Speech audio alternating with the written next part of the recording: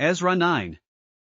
After these things had been done, the leaders came to me and said, The people of Israel, including the priests and the Levites, have not kept themselves separate from the neighboring peoples with their detestable practices, like those of the Canaanites, Hittites, Perizzites, Jebusites, Ammonites, Moabites, Egyptians and Amorites. They have taken some of their daughters as wives for themselves and their sons, and have mingled the holy race with the peoples around them. And the leaders and officials have led the way in this unfaithfulness. When I heard this, I tore my tunic and cloak, pulled hair from my head and beard, and sat down appalled.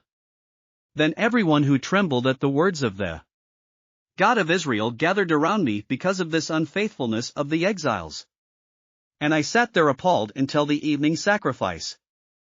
Then, at the evening sacrifice, I rose from my self-abasement, with my tunic and cloak torn, and fell on my knees with my hands spread out to the Lord my God, and prayed.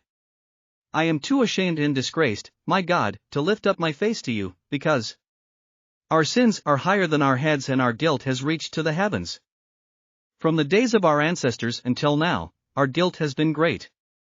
Because of our sins, we and our kings and our priests have been subjected to the sword and captivity, to pillage and humiliation at the hand of foreign kings, as it is today. But now, for a brief moment, the Lord our God has been gracious in leaving us a remnant and giving us a firm place in His sanctuary, and so our God gives light to our eyes and a little relief in our bondage. Though we are slaves, our God has not forsaken us in our bondage. He has shown us kindness in the sight of the kings of Persia. He has granted us new life to rebuild the house of our God and repair its ruins, and He has given us a wall of protection in Judah and Jerusalem. But now, our God, what can we say after this? For we have forsaken the commands you gave through your servants the prophets when you said, The land you are entering to possess is a land polluted by the corruption of its peoples. By their detestable practices they have filled it with their impurity, from one end to the other. Therefore, do not give your daughters in marriage to their sons, or take their daughters for your sons. Do not seek a treaty of friendship with them at any time, that you may be strong and eat the good things of the land and leave it to your children as an everlasting inheritance. What has happened to us is a result of our evil deeds and our great guilt. And yet, our God, you have punished us less than our sins deserved and have given us a remnant like this.